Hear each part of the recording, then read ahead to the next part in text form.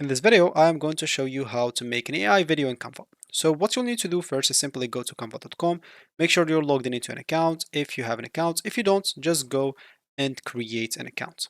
So once you're logged in, you'll need to go and create your video projects right away, very fast. And now making an AI video is kind of easy. But of course, if you're on the free plan, you get 5 credits per month. So this means you can create just 5 videos per month.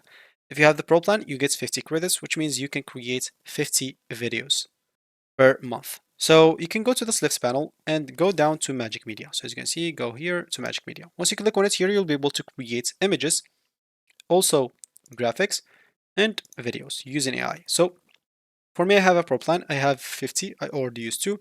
Here you can choose or describe the videos you want. For me, I'm just going to click on Inspire Me, click on Generate Video. You'll have to wait from 1 to 2 minutes.